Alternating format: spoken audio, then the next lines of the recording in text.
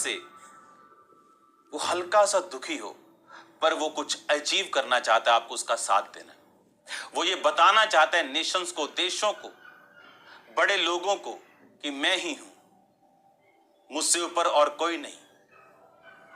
तुम्हारा कोई हथियार काम नहीं कर सकता, लाखों डॉक्टर्स कुछ नहीं कर सकते, कोई कुछ नहीं कर सकता। ऐसे लोगों को भी वायरस हुआ जो किसी से नहीं मिले, घर पे बैठे हैं। अब क्या कर लेंगे वो? और लोग पूछते हैं कि हम क्रिश्चियन हैं, क्या एक क्रिश्चियन को ये वायरस हो सकता है?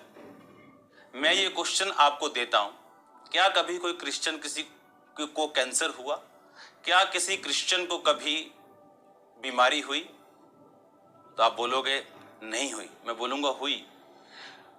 बाइबल कहती है परमेश्वर हर एक व्यक्ति की लाइफ में अलग तरह से कार्य करता है। आपने इंडियन बड़े बड़े चैनल्स पे टेस्टिमनी सुनी होगी, जब रिपोर्टर पूछ रहा है कि बहन जी आप डॉक्टर के द्वारा कैसे हील हुए? कहती नहीं, मुझे यीशु मसीह ने हील किया। कहता ठीक है, आप जिस पे विश्वास करते हैं ठीक है, लेकिन आपको मेडिकल साइंस माननी पड़ेगी। कहती ठीक है मेडिकल साइंस, लेकिन मुझे यीशु मसीह ने हील किया। तो अगर उसको वायरस ना होता, हॉस्पिटल ना जाती, हील ना होती, तो क्या लाखों लोग एंकर समेत इस गवाही को सुन पाते? बाइबल में ये कहीं नहीं लिखा परमेश्वर ने कहा कि तू पानी में से होकर नहीं जाएगा, मैं तुझे पानी से बचा के रखूंगा, आग से। उसने कहा तू आग में से होकर जाएगा, लेकिन तेरी हालत दूसरों के जैसी नहीं होगी। तू आग पानी में से होकर जाएगा, लेकिन तू डूबेगा नहीं, आग में से होकर जाएगा, तू जलेगा नहीं। उसने ऐसा कहा।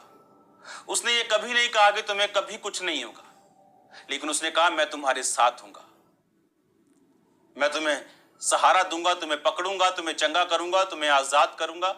ये परमेश्वर का वायदा है। हालेलुया।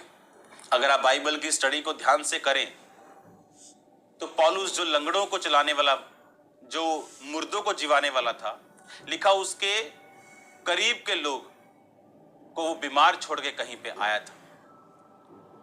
कुछ चीजें खुदावंद की महिमा के लिए, खुदावंद से उन्हें सिखाने के लिए यूज करता है। आज जो इस दुनिया में हो रहा है वो इसलिए हो रहा है कि परमेश्वर कुछ चीजों को हासिल करना चाहता है।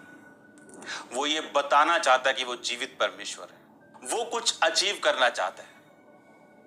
बाइबल कहती एलिया भी उसी अकाल में था और परमेश्वर ने बोला करीत नामक नाले में जा, कौवे तुझे खिलाएंगे। परमेश्वर अपने लोगों का इस लॉकडाउन में इंतजाम करेगा।